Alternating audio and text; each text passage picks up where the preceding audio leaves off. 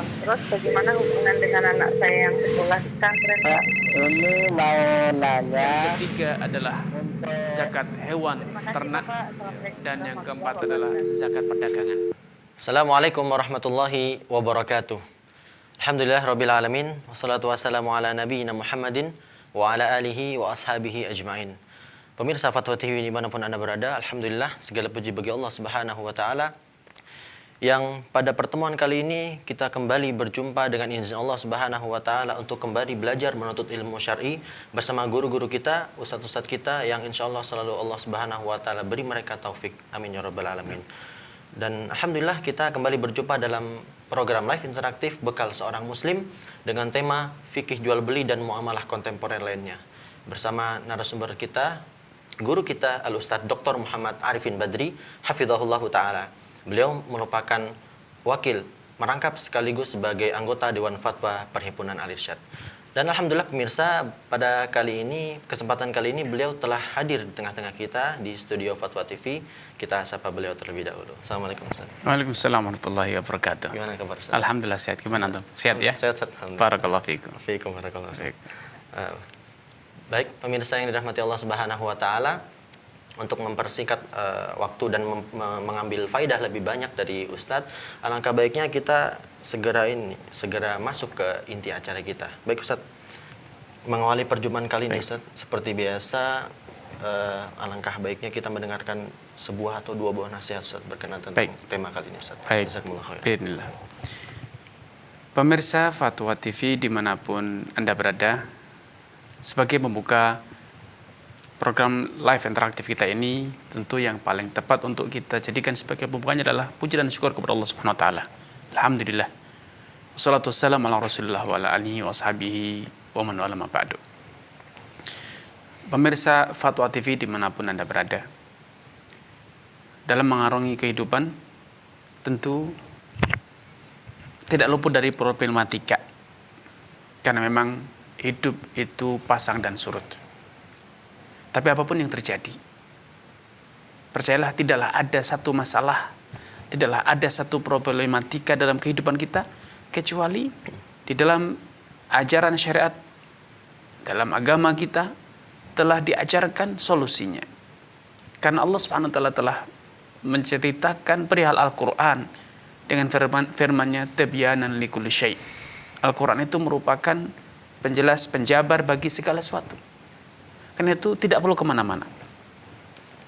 Apalagi bila Anda kembalikan semua urusan itu kepada Allah Subhanahu wa taala. Dialah yang melapangkan, Dia yang menyimpankan, Dia yang menghidupkan, Dia yang mematikan. Karenanya apapun masalah kita dalam kehidupan ini tentu tempat mengadu, tempat mencari solusi yang paling utama adalah Allah Subhanahu wa taala. Karenanya dahulu salafus saleh, para wali Allah Subhanahu wa taala ketika menghadapi problematika, salah satu bacaan yang senantiasa diucapkan, dilafadzkan di lisan mereka dan kemudian dihayati adalah pernyataan la haula wala quwata illa billah. Susah apapun masalah kita, tatkala daya dan upaya telah Allah berikan, maka semuanya akan menjadi mudah. Di antara doa yang diajarkan Nabi sallallahu alaihi wasallam adalah doa Allahumma la sahla illa ma ja'altahu sahla wa anta taj'alul hazna idza syi'ta sahla. Ya Allah, tiada kemudahan kecuali yang Engkau berikan, Engkau jadikan mudah, dan Engkau senantiasa kuasa untuk menjadikan sesuatu yang sempit, sesuatu yang susah itu menjadi mudah. Jadi itu Mas Catur ya. Jadi semua urusan itu harus kita kembalikan kepada Allah Subhanahu wa taala, baik melalui syariatnya ataupun kita mengadukan solusinya kepada Allah Subhanahu wa taala dengan doa-doa yang kita lantunkan. Wallahu a'lam.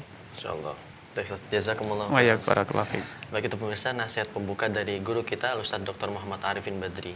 Jadi rasanya alhamdulillah Ustadz, sejuk rasanya kalau kita selalu mendengar nasihat Ustadz ya. Iya. Baik Ustadz, nanti sebelum kita bacakan pertanyaan yang sudah masuk ke meja redaksi Ustadz, kita terlebih dahulu menyampaikan kepada pemirsa sekalian bahwa live interaktif ini kami membuka pertanyaan kepada seluruh pemirsa Fatwa TV di mana berada. Bagi yang ingin bertanya langsung kepada Ustadz, dapat menghubungi kami di layanan interaktif di nomor 0331 544 6087. 0331 544 6087. Baik Ustadz, ini sudah ada pertanyaan dari saudari kita Ustaz di Sambas, Kalimantan Barat. Assalamualaikum warahmatullahi wabarakatuh, Ustaz Muhammad Arifin. Barakallahu fikum. Bagaimana hukumnya jual beli dengan sistem PO? Apakah ketika ingin menjual barang-barang harus ready terlebih dahulu? Terima kasih Ustaz. Ya, baik. Pertama saya perlu untuk mengapresiasi saudara kita yang telah berinteraksi ya dengan kita melalui WA ataupun yang lainnya, bahwa semoga Allah Subhanahu wa taala betul-betul memberkahi kita semuanya dan memudahkan semua urusan kita. Sistem PO ketika ada pre-order di mana kita menjual barang, ketika kita menjual kita menerima pemesanan terlebih dahulu. Tetapi ketika pemesanan itu telah kita terima, barang itu sebetulnya belum ada di tangan kita. Bisa jadi kita sudah membeli, bisa jadi kita belum membeli, bisa jadi kita belum memilikinya sama sekali. Nah, ketika sistem PO, pre-order, ada orang pesan, yang perlu menjadi catatan apakah pemesan itu melakukan pembayaran tunai kepada yang penjual atau yang membuka layanan PO tersebut atau tidak.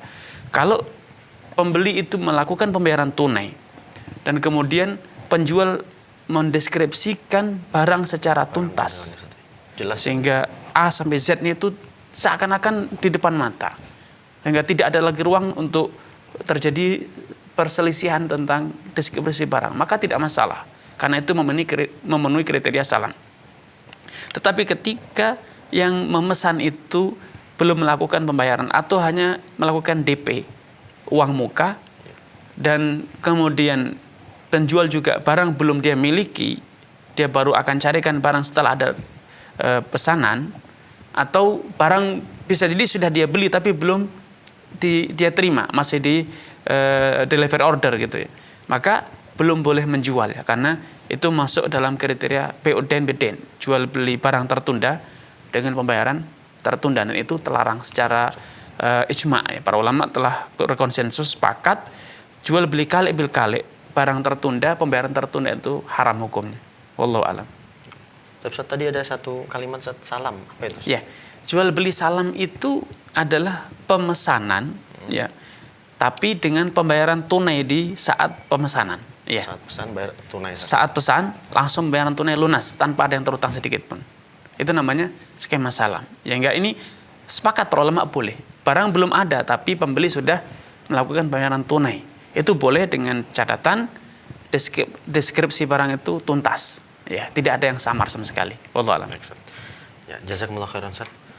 Alhamdulillah ini sudah ada line interaktif bergabung dengan kita. Baik. Kita sapa dulu Ustaz. Assalamualaikum Fatwa TV. Halo, assalamualaikum. Waalaikumsalam warahmatullahi wabarakatuh. Baik, dengan Bapak siapa di mana ini? Dengan Bapak Chandra di Jakarta Pusat. Bapak Chandra di Jakarta Pusat. Silakan Bapak Chandra. Assalamualaikum Ustaz. Waalaikumsalam warahmatullahi wabarakatuh. Silakan Bapak. Saya mau nanya Ustaz, Baik. hukumnya berjualan di marketplace Baik. kayak toko ini atau di Ya. atau di shop Oke, itu. ya. Baik, terima kasih Ustaz. Ya. Assalamualaikum. Ya, waalaikumsalam warahmatullahi Terima kasih Bapak wabarakatuh. Chandra di Jakarta Pusat. Baik Ustaz. Ya, Pak Chandra bertanya tentang berjualan di marketplace. Marketplace. Memang sekarang nih Mas Catur ya, ini memang lagi booming ya, jual beli semuanya online. Online Ustaz. Baik orang mendesain web sendiri ataupun di lapaknya orang, atau bahkan di aplikasi ya. Itu sebetulnya kan hanya tempat saja, media untuk mendisplay, memajang barang, kemudian terjadi interaksi secara online, secara antara penjual dan pembeli. Baik itu di web kita sendiri, atau di medsos kita, atau bisa jadi di marketplace, seperti yang sudah masyarakat yang menjamur ya, banyak ya, macam-macam merek yang ada di masyarakat. Secara prinsip itu tidak masalah. Seperti halnya ketika kita jualan di supermarket, kita sewa rak di supermarket untuk mendisplay barang. Ketika ada pembelian, maka di situ ada komisi dari supermarket ya. Dia menyewakan tempat, dia mendapatkan komisi per item yang terjual. Secara prinsip hukum tidak masalah seperti itu. Karena kita sebagai penjual, penyedia marketplace, aplikasi itu seperti yang punya etalase, seperti supermarket, kemudian pembeli melakukan transaksi. Nah, asalkan tadi ketika barang itu betul-betul sudah dimiliki oleh penjual ya, oleh pelapak, dalam ini istilah seringkali dipakai nama pelapak, barang sudah dimiliki, kemudian ketika terjadi transaksi, maka itu berarti terjadi transaksi secara tunai karena penjual atau pelapak punya barang, pembeli melakukan pembelian dengan pembayaran tunai. Tetapi yang di marketplace sekarang itu mulai berkembang, ada pembelian yang dengan cara kredit. Di mana penyedia aplikasi seringkali juga menawarkan kredit.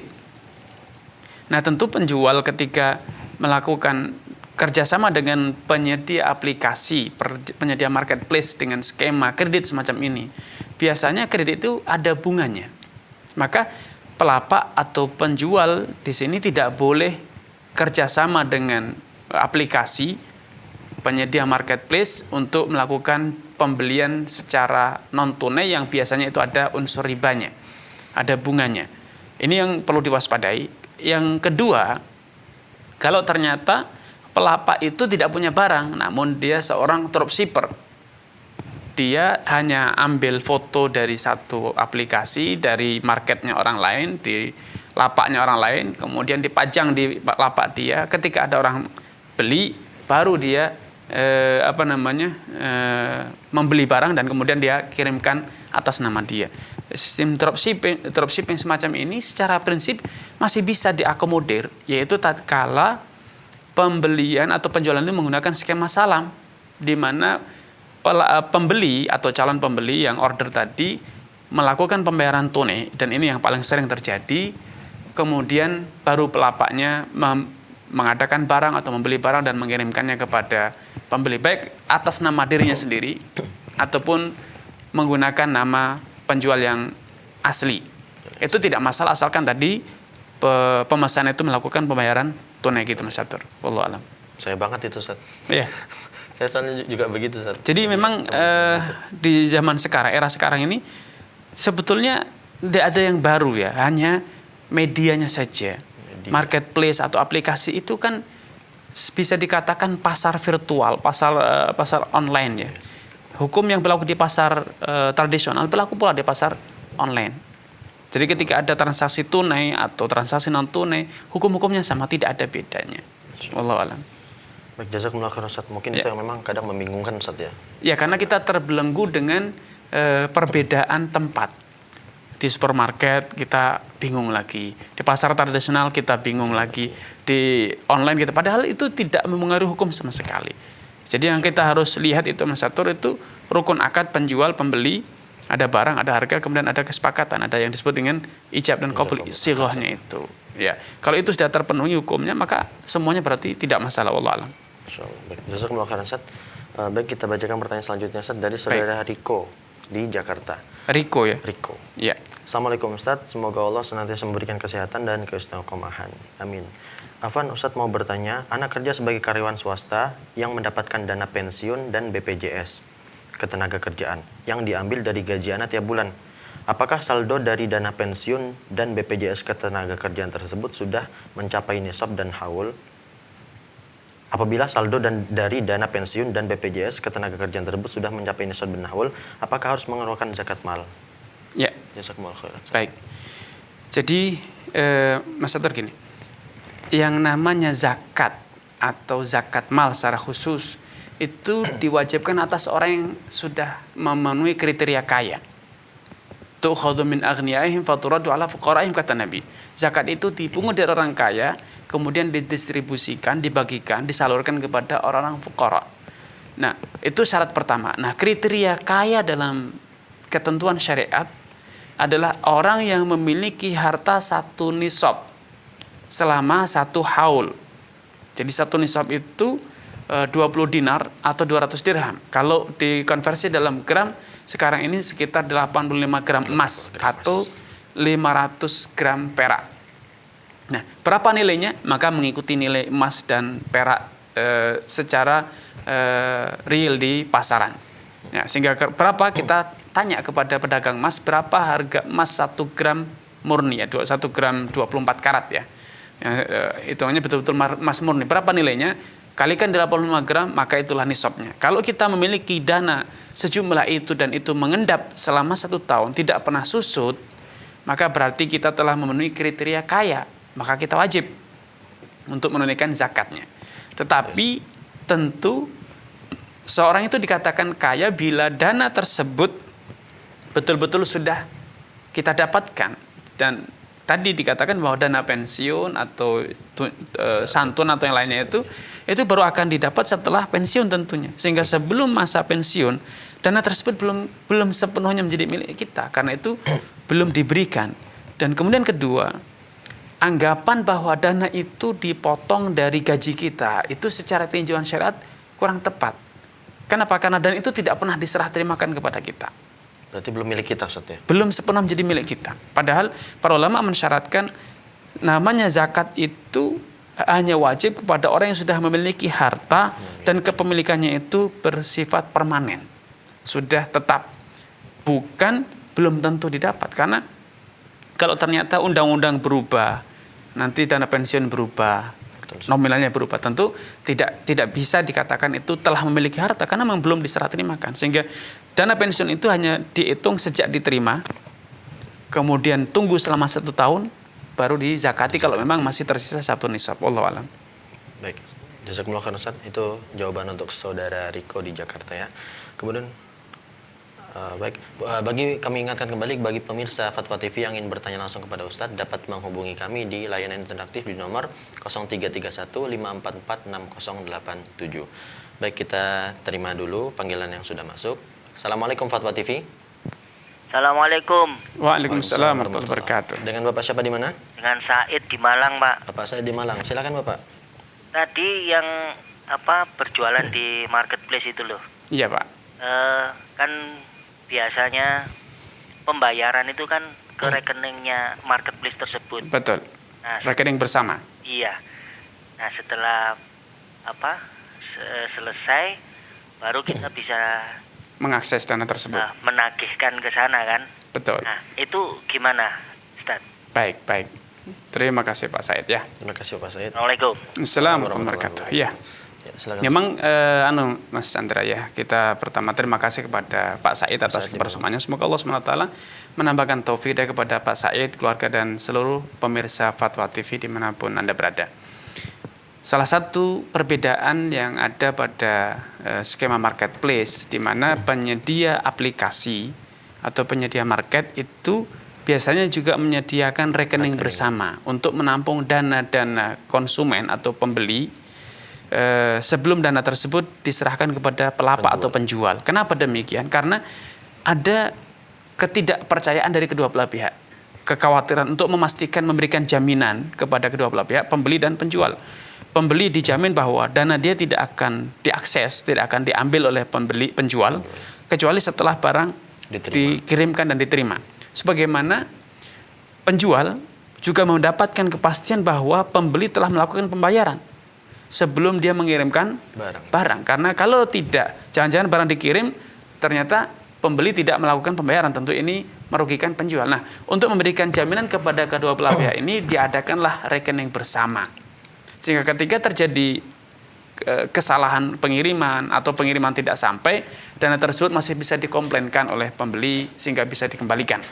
Nah, adanya rekening bersama semacam ini tidak masalah karena status marketplace, perusahaan penyedia marketplace itu statusnya adalah wakil dari kedua belah pihak. Ya, dia pihak ketiga betul, tetapi dia mewakili penjual dalam hal penerimaan pembayaran dari pembeli, sebagaimana dia juga sekaligus mewakili pembeli untuk menjamin ya, untuk menerima uang tersebut sehingga pada saatnya nanti dana tersebut akan diserahkan kepada penjual, sehingga dia memang berperan ganda di situ, dan itu insya Allah tidak masalah, tidak mempengaruhi hukum halal haram jual beli melalui marketplace tersebut. Memang ada satu permasalahan yang muncul bahwa pada rekening tersebut nanti akan ada muncul bunga ya, karena rekening itu akan terisi dan terus kumulasinya terus menjadi besar, maka akan muncul bunga, dan bunga itu nanti akan dinikmati, diambil oleh pemilik rekening, yaitu penyedia aplikasi ataupun marketplace, dan itu tanggung jawab mereka. Sedangkan saya sebagai pembeli atau saya sebagai penjual tidak mendapatkan bunga tersebut, tidak menikmati bunga itu. Yang kedua, di rekening tersebut secara lambat laun akan terkumpul dana yang sangat besar yang tidak terakses. Tidak terakses oleh penjual, tidak terakses oleh pembeli. Kenapa? Karena terus dana masuk, dana keluar, dana masuk, dana keluar, dan biasanya yang masuk akan lebih besar dibanding yang diakses oleh penjual. Karena kadang penjual juga mengaksesnya tidak segera, kadang ada yang sebulan sekali baru diambil dananya. Sehingga itu akan terkumpul dana yang sangat besar yang tidak terakses, dan itu statusnya akan mendatangkan bunga. Kemudian disitulah tercipta yang diistilahkan dalam ekonomi konvensional dengan money creation process, di mana penyedia marketplace bisa memiliki dana yang sangat besar, di rekeningnya terkumpul dana yang besar yang bisa dikatakan safety, tidak akan diakses, tidak akan diambil oleh penjual ataupun pembeli. Karena ketika ada yang mengklaimkan dari penjual, maka itu bisa jadi akan dibayarkan dengan dana yang segar yang baru masuk, sehingga akan ada dana dalam jumlah besar yang tidak terakses.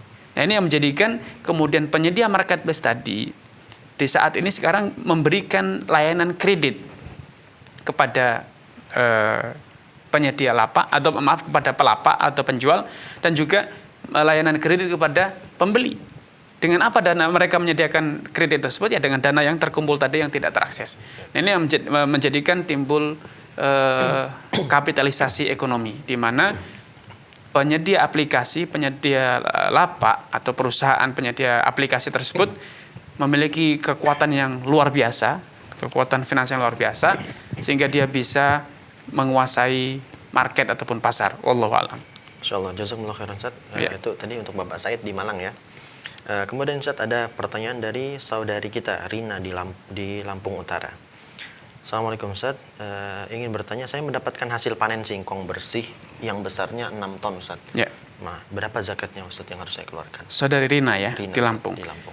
Ya, terima kasih kepada saudari Rina atas kebersamaannya di sore yang berbeda ini. Semoga Allah SWT menambahkan taufik hidayah kepada saudari Rina, keluarga, dan juga seluruh pemirsa Fatwa TV dimanapun Anda berada.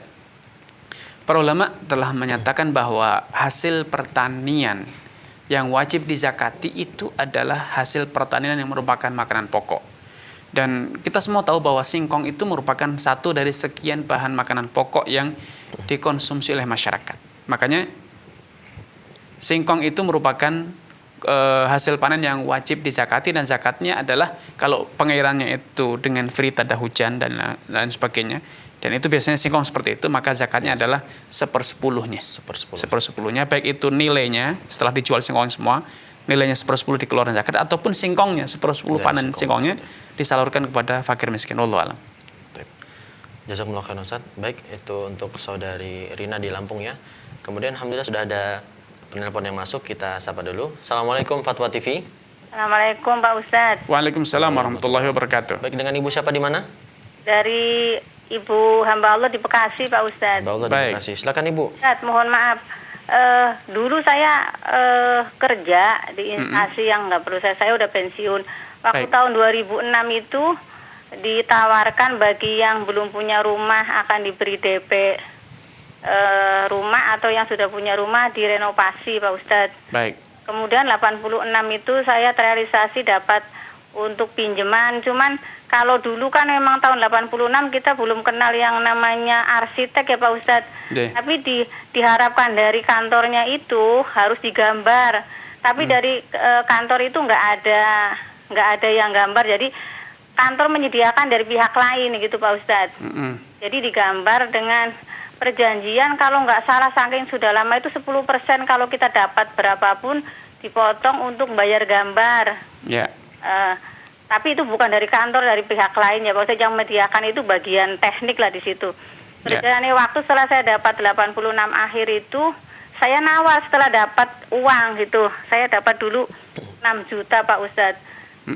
Tapi setelah nawar si bapak itu, saya lupa namanya juga Pak Ustadz, itu dia marah terus pergi yang tidak bisa dicari gitu loh.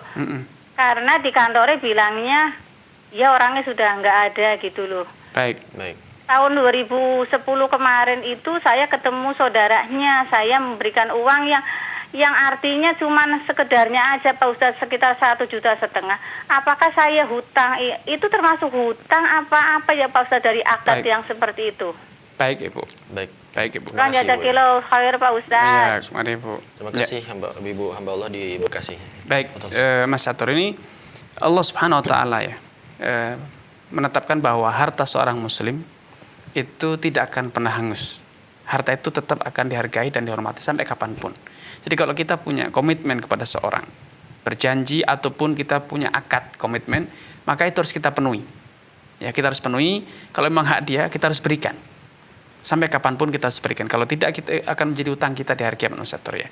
Jadi saya berpesan kepada Ibu tadi, semoga Allah SWT menampakkan taufik kepada Ibu dan keluarga serta seluruh pemirsa Fatwa TV, bahwa kalau memang dulu aturannya dan kesepakatannya itu adalah 10% itu sebagai jasa gambar, maka berikanlah 10% dari nilai yang kita dapat. Walaupun itu sudah 20 tahun atau mungkin 30 tahun silam, ya tetap kita berikan kepada dia sejumlah yang memang seharusnya kita berikan, 10%.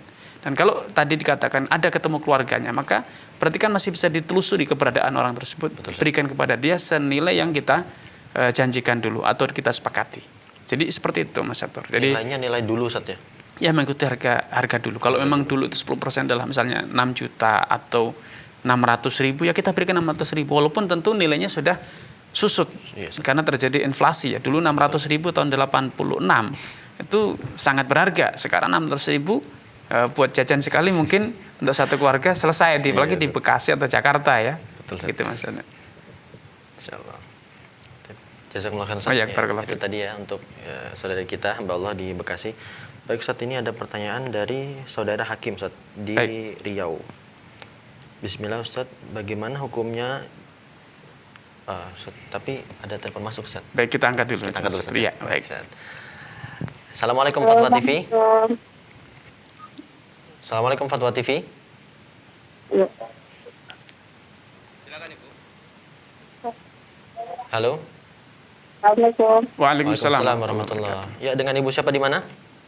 Itu Yuni di Wonogiri. Wonogiri. Dengan Ibu siapa? Mohon maaf. Ibu Yuli. Iya, Ibu Yuni. Ibu Yuli. Ibu Yuli ya. Silakan Ibu. Silakan Ibu Yuli. Ya. Wonogiri. Ya, saya tanyakan itu suami saya Ya. PNS golongan 3G. Itu untuk zakat per bulan itu dipotong berapa persen ya Pak Ustaz? Baik Ibu. Ibu Yuli ya di Wonogiri. Sudah Ibu? Iya. Baik Ibu. Terima kasih Ibu Yuli. Ya. Ya, Ustaz, Baik, ya. Langsung kita respon Mas Catur ya. Silakan Ustaz. Terima kasih kepada Ibu Yuli di Wonogiri atas kebersamaannya. Semoga Allah SWT menampakkan taufik hidayah kepada Ibu Yuli, keluarga dan juga seluruh pemirsa Fatwa TV dimanapun Anda berada. Zakat, kalau yang dimaksud adalah zakat mal, maka zakat mal itu hanya wajib dikeluarkan sekali setahun. Sehingga kalau kita sebagai seorang PNS atau seorang karyawan di suatu perusahaan, maka gaji yang kita terima itu belum memenuhi kriteria zakat karena belum memenuhi kriteria 1 haul 1 tahun. Ya, tapi ketika gaji tersebut terakumulasi, tersimpan, tertabung dan kemudian mencapai 1 nisab, kemudian uang yang sudah 1 nisab itu berlalu 1 tahun, maka baru dizakati. Adapun istilah yang dikenal di masyarakat dengan sebutan zakat profesi, dipotong dari gajinya 2,5%, maka itu secara tinjauan dalil tidak ada dasarnya. Dahulu di zaman para khulafa'ur rasyidin, mereka menerima gaji yang disebut dalam istilah fikih dulu sebenarnya ar-razqu. Razqu itu nama klasik dari gaji yang kita terima. Abu Bakar, Umar, Utsman, Ali bin Abi Thalib serta para khulafa, para qadhi, para hakim dulu, itu mereka menerima gaji yang disebut dengan ar-razqu, dan mereka gaji dari Baitul Mal. Dan itu tidak pernah ada sebutan zakat profesi. Ya. Filosofi atau cara berpikir bahwa petani yang jerih payahnya susah payah, keringatnya lebih banyak bercucuran dibanding pegawai atau karyawan, ketika panen, hasil panennya dikenai zakat. Mengapa seorang pejabat yang gajinya mungkin besar berlipat ganda dibanding hasil petani kok tidak dizakati? Ya, ini cara berpikir yang tidak betul. Karena kalau kita berpikir dengan menggunakan kias atau analogi, seharusnya kias itu bersifat linier. kalau gaji dianalogikan dengan hasil pertanian, maka zakatnya harusnya 1/10 atau 1/20, bukan 2,5%. Jadi 10% atau 5%. Tetapi kalau alasan mewajibkan zakat pada gaji adalah analogi dengan pertanian, tetapi kadar zakatnya tidak mengikuti kadar zakat pertanian, maka ini analogi yang cacat. Analogi yang cacat. Ya, karena 2,5% itu adalah zakat emas dan perak. Sedangkan zakat emas dan perak itu harus melalui satu proses yang disebut dengan haul, yaitu harta tersebut telah dimiliki selama 1 tahun genap, bukan 1 bulan. Sehingga gaji sekali lagi tidak wajib dizakati kecuali bila gaji tersebut tersimpan, terkumpul dan mencapai 1 nisab. 1 nisab itu senilai 85 gram emas murni, yaitu yang 24 karat, atau 500 gram perak. Ya. Kalau sudah mencapai nilai itu, kemudian berlalu 1 tahun tidak pernah susut dari nilai itu, maka baru wajib dizakati dan zakatnya sebesar 2,5%, bukan 10% atau 5%. Wallahu ta'ala a'lam. Ustaz, lalu bagaimana Ustaz dengan yang berlaku di negara kita, Ustaz? Ya, kalau yang sudah berlaku di Indonesia itu memang banyak ya, banyak dari praktisi ekonomi syariat menerima atau mengambil fatwa tersebut, tapi itu secara tinjauan dalil sangat lemah ya, tidak ada dalam literasi fikihnya. Wallahu a'lam. Jazakumullah khairan, Ustaz. Baik, itu tadi untuk saudari kita Ibu Yuli di Wonogiri ya. Kemudian Ustaz, ada pertanyaan dari yang tadi saudara kita di Riau, saudara Hakim. Ini pertanyaan sangat panjang, Ustaz. Kita ringkas, Ustaz ya. Baik. Jadi intinya, Ustaz, beliau ini jual ayam. Ayam ini ketika ditimbang, ayam ini 2 kilo. Ditimbang hidup ya. Ditimbang hidup. Kemudian ternyata dia ingin menjual dalam keadaan sudah bersih, Ustaz. Nah, ketika sudah bersih, susut, berkurang susu, Ustaz. Baik. Nah, itu bagaimana hukum jual beli seperti itu, Ustaz? Ya. Jadi gini Mas Satur, kalau ketika transaksi itu gunakan satu acuan yang baku. Mau jual ayam hidup atau ayam yang sudah potong. Kalau dia jual ayam hidup, ya silakan, mau ditimbang atau pakai satuan silakan. Masalah nanti ketika sudah disembelih, dibuang bulunya, dibuang kotorannya, nyusut, itu resiko sepenuhnya dari pembeli. Ya, harusnya gitu. Jadi jual ayam hidup berapapun silakan. Timbangannya tidak masalah. Mau kemudian nanti susut tidak susut, karena sudah jelas kok ketika hidup ditimbang 2 kilo. Betul, saya jual ayam hidup 2 kilo bobotnya, sekian rupiah. Sekaligus layanan dipotong, pembersihan, sekian rupiah nilainya. Itu tidak masalah ya. Tapi ketika kita jual ayam potong ditimbang dalam kondisi hidup, ya ini yang tidak betul. Karena apa? Karena berarti timbangannya tidak jelas nanti. Ketika ditimbangnya hidup, nanti setelah dipotong jadi berapa kita tidak tahu. Ya, tidak, karena bisa jadi bulunya tebal, bisa jadi kotorannya banyak, dia baru makan misalnya gitu. Makanya gunakan satuan yang jelas. 2 kilo kapan? Dalam kondisi hidup. Kalau memang dia mau beli ayam potong yang sudah bersih, ya tunggu, dipotong dulu, bersihkan, baru ditimbang. Sehingga tidak menimbulkan gharar, karena ketidakpastian timbangan itu bisa menjadikan akadnya haram. Bisa menjadikan akadnya haram. Karena itu jadikanlah satuannya yang jelas kapan, kiloan dalam bentuk ayam hidup atau kiloan dalam bentuk ayam yang sudah siap masak. Seperti itu. Wallahu a'lam. Nah, kemudian akhirnya dia memberikan solusi, ayam ini kalau sebelum dipotong sekian beratnya, kemudian setelah dipotong beratnya sekian. Dia seharusnya tidak perlu dirinci seperti itu. Tidak perlu, Ustaz. Pokoknya ayam hidup 2 kilo selesai. Baik, Ustaz. Baik pemirsa Fatwa TV, bagi Anda yang ingin bertanya kepada Ustaz, kami ingatkan kembali untuk menghubungi kami di layanan interaktif di nomor 0331 544 6087. Baik Ustaz, sudah ada penelpon masuk, Ustaz. Assalamualaikum Fatwa TV. Assalamualaikum. Waalaikumsalam warahmatullahi wabarakatuh. Baik, dengan Bapak siapa di mana? Pak Sohardin dari Palembang. Pak Suhardin. Pak Suhardin. Pak Sohardin dari Palembang. Ya, silakan Pak. Silakan Bapak. Ini Pak Ustadz, saya mau nanya, saya nabung di Bank Mandiri Syariah. Baik. Apa itu ini apa? Di deposito berjangka 6 bulan. Ya. itu katanya bagi hasil. Saya ada ngerti apa bagi hasilnya itu. Ya. Pokoknya jangka waktu 6 bulan. Apakah itu riba apa gimana? Sudah itu kalau misalnya riba, hasil pembagian selama 6 bulan itu dikemanakan itu? Baik. Terima kasih. Baik, Pak. Lain kali saya mohon untuk tidak menyebutkan nama perusahaan, Pak ya. Ya. Bank A gitu saja, Pak. Iya. Oh ya. Baik, Pak. Makasih Bapak. Baik, Pak Suhardin di Palembang ya. Ya. Jazakallah khair atas kebersamaannya di sore yang berbahagia ini. Semoga Allah Subhanahu wa taala menambahkan taufik hidayah kepada Pak Suhardin, keluarga dan juga seluruh pemirsa Fatwa TV dimanapun Anda berada.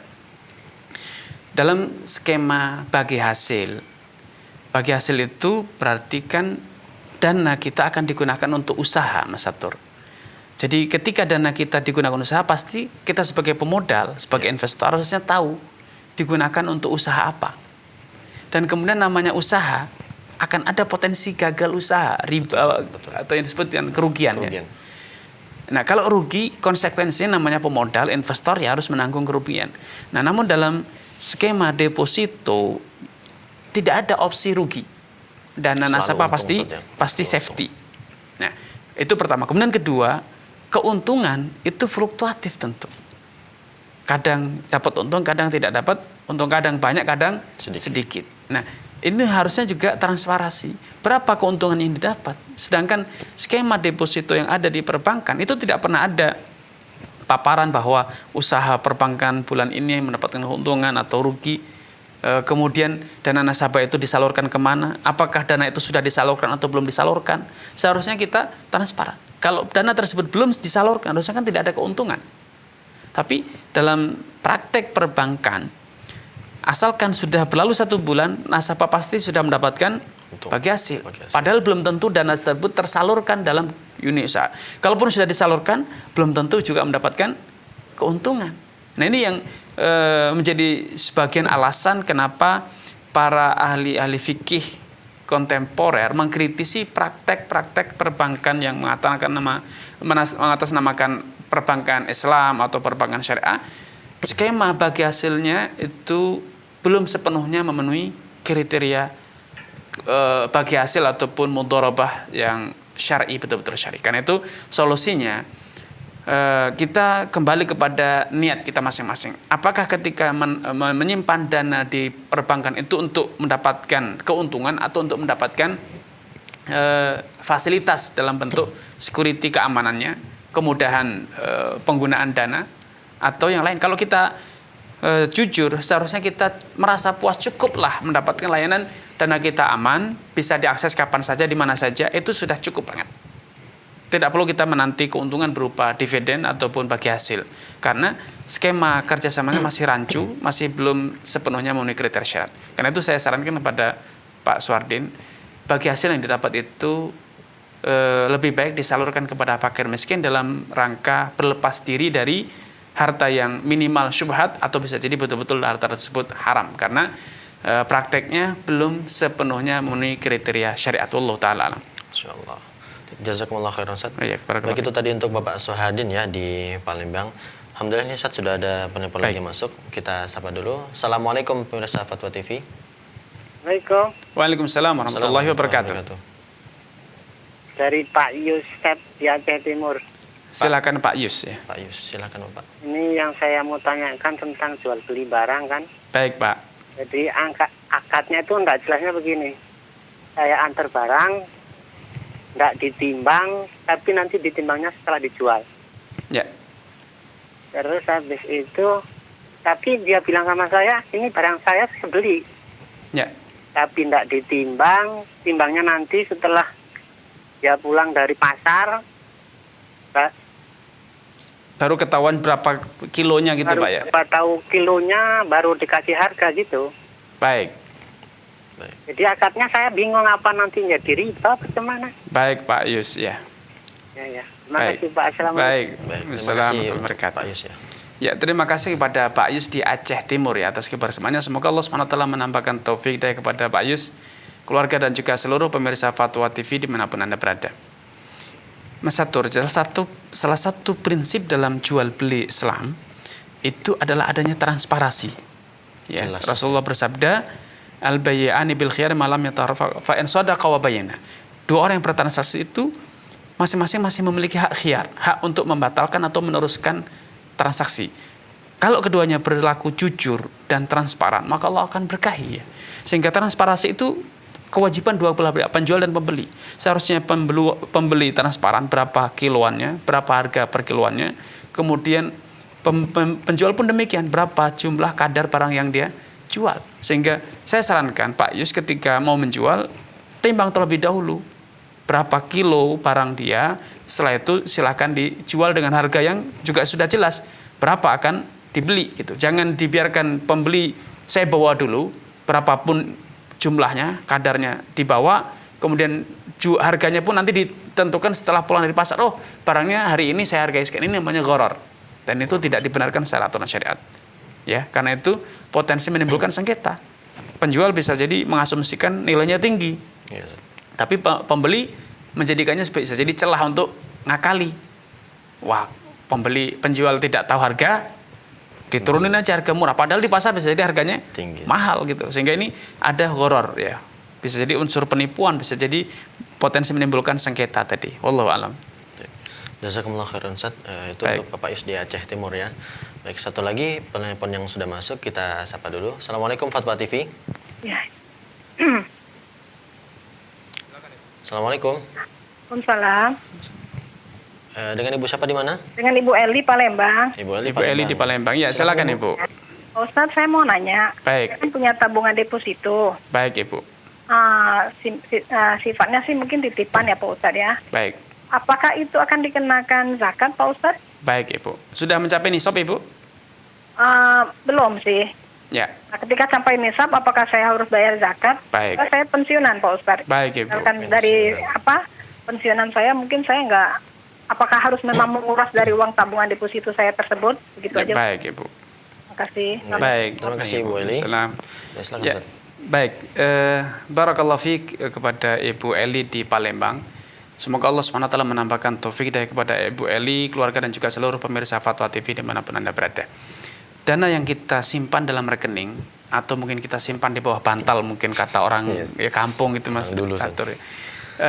Ataupun kita simpan dimanapun, selama itu adalah harta kita, dana kita, maka kita harus cek apakah dana tersebut sudah mencapai satu nisab. Satu nisab itu senilai 85 gram emas dengan satuan emas yang murni 424 karat, ataupun senilai dengan 500 gram perak. Manapun kadar yang telah kita capai, bisa jadi 500 gram perak itu nilainya mungkin hanya sekitar 10 juta. Sedangkan 85 gram emas itu bisa jadi 40 sampai 50 juta. Sehingga kalau dana kita telah melebihi satu dari kedua nisab tersebut, baik itu nisabnya perak ataupun nisabnya emas, maka dana kita telah wajib dizakati.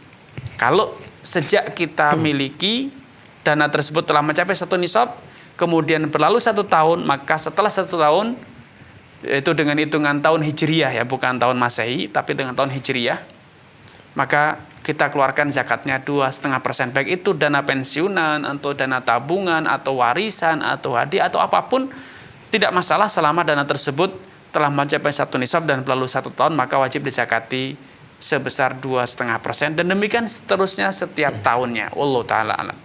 Baik, Ustaz. Jazakumullah khairan Ustaz. Itu tadi untuk Ibu Eli di Palembang ya.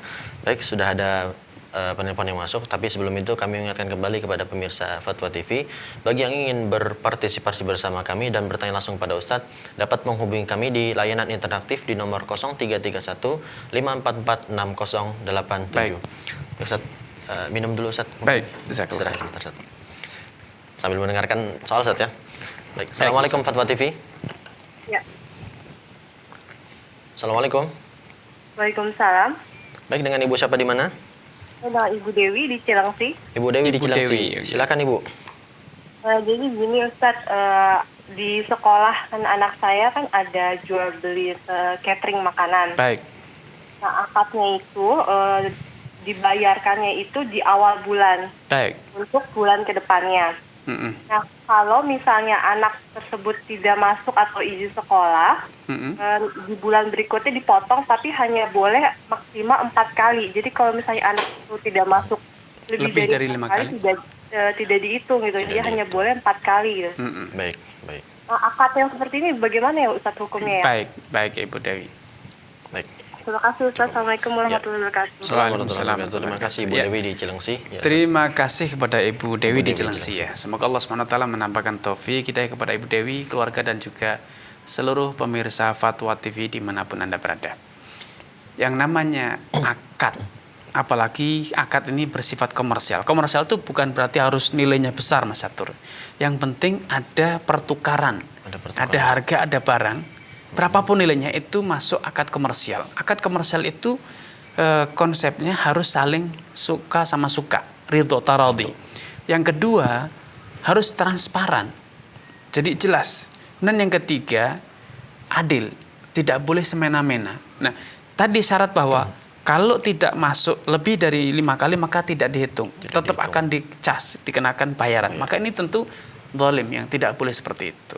Jadi kalau memang kita jual beli ya transparan. Berapa kali tidak masuk ya sejumlah itu yang harus dipotong. Kalau memang 10 hari ya harusnya 10 hari, karena hukum asalnya harta setiap muslim itu tidak halal untuk kita ambil, kita makan kecuali atas kerelaan.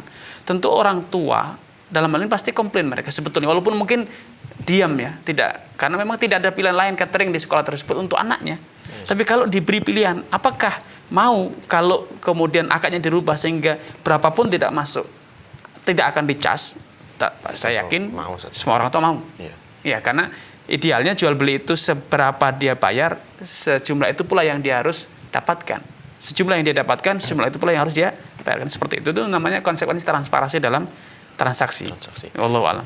Berarti misalkan kayak di pondok ini Ustaz, ada santri dia nggak masuk 1 bulan misalkan karena dia sakit, tapi dia tetap kena bayaran, itu gimana Ustaz? Nah, ketika sakit itu bisa jadi dia konfirmasi tidak makan, mengundurkan diri dari asrama, atau dia tidak. Karena sakit itu belum tentu dia tidak mendapatkan hak. Dia bisa jadi mendapatkan hak tapi dia tidak mau mengambil.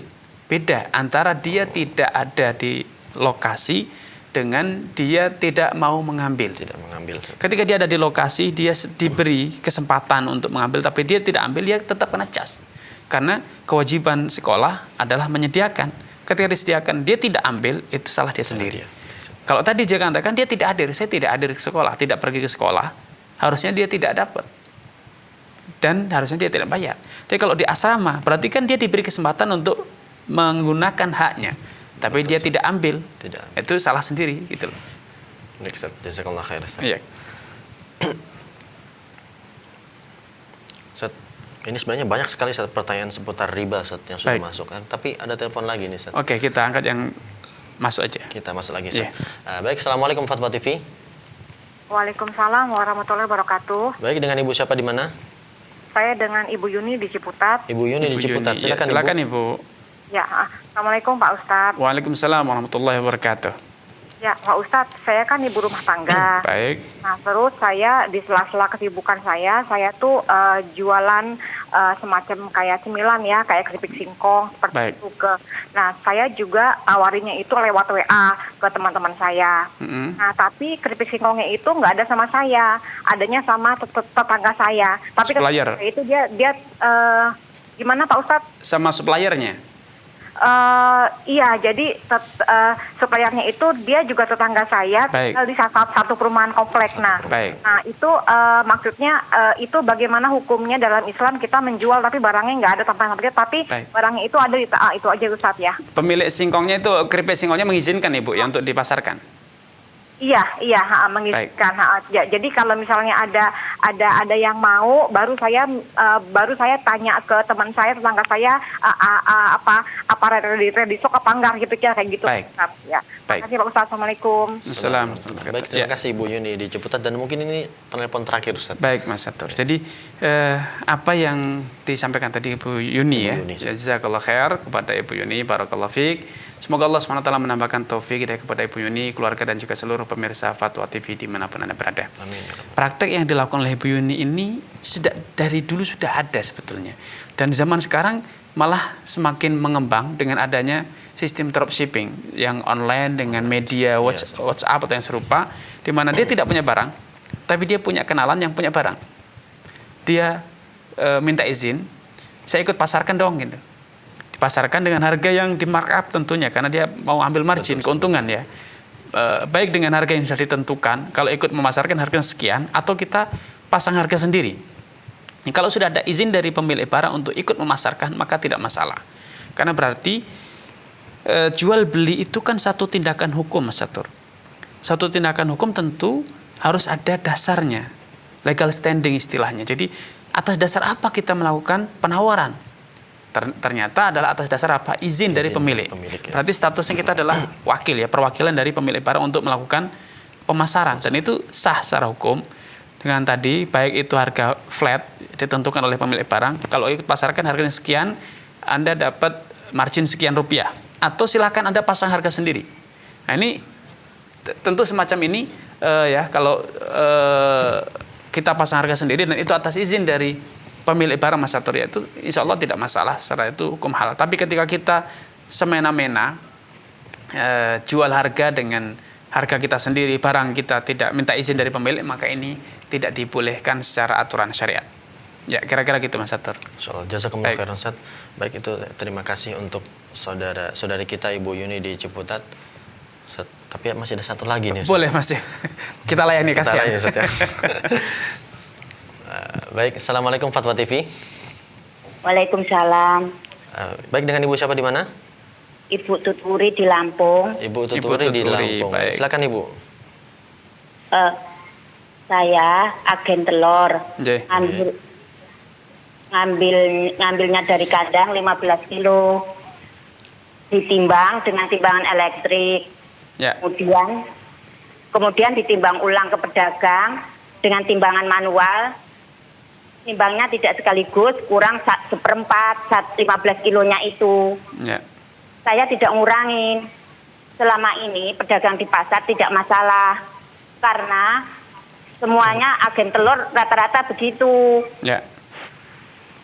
Minta penjelasannya Pak Ustadz. Baik, Ibu. Baik. Terima Sudah kasih, cukup, Ibu? Tuturi. Ya. Terima kasih, Ibu. Baik, ya, terima kasih kepada Ibu Tuturi di Lampung ya atas kebersamaannya di sore yang berbahagia ini. Semoga Allah SWT menampakkan taufik kepada Ibu Tuturi, keluarga dan juga seluruh pemirsa Fatwa TV dimanapun Anda berada. Penyusutan atau selisih timbangan akibat adanya penyusutan ya. Kadang penyusutan itu terjadi karena barang yang semula basah kemudian ketika dibawa disimpan penyusut, atau memang terjadi selisih timbangan karena kemasan packagingnya berubah, yang semula pakai karung kemudian pakai plastik, atau karena memang perbedaan alat untuk menimbangnya. Timbangan digital tentu berbeda dengan timbangan manual ya. Karena manual itu nanti ada yang membelinya per kilo, ada yang setengah kilo, ada yang 1/4 kilo, akan terjadi penyusutan jumlah timbangan. Maka kalau itu kita sampaikan apa adanya, bahwa ini kalau saya beli kemarin dari suppliernya bobotnya 15 kilo, sekarang karena sudah mengendap selama 1 malam terjadi penyusutan, ketika ditimbang ulang hanya 14,5 kilo, disampaikan apa adanya kepada pembeli. Kalau itu sudah disampaikan apa adanya dan ternyata pembeli rela tetap ingin membeli, maka tidak masalah. Tapi jangan kemudian kita tutupi bahwa tetap kita mengatakan 15 kilo padahal ternyata ketika ditimbang ulang susut. Baik itu susutnya karena terjadi pengeringan atau perbedaan packaging atau perbedaan timbangan, karena timbangan yang manual itu kadangkala sudah lama tidak diservis sehingga tidak lagi akurat ya. Maka terjadi selisih timbangan. Maka idealnya transparan, penjual sampaikan apa adanya. Ini dari supplier kemarin ditimbang 15 kilo dengan timbangan yang akurat, digital, timbangan yang baru. Setelah ditimbang dengan timbangan yang lama ini menjadi 15,5 kilo. Sampaikan apa adanya. Kalau memang dia mau silakan, tidak maka tidak masalah. Ya, ini yang harus dilakukan. Tapi kalau ditutupi maka kita bisa memenuhi kriteria manipulasi. Kita memenuhi manipulasi dan itu tentu haram. Sampaikan apa adanya.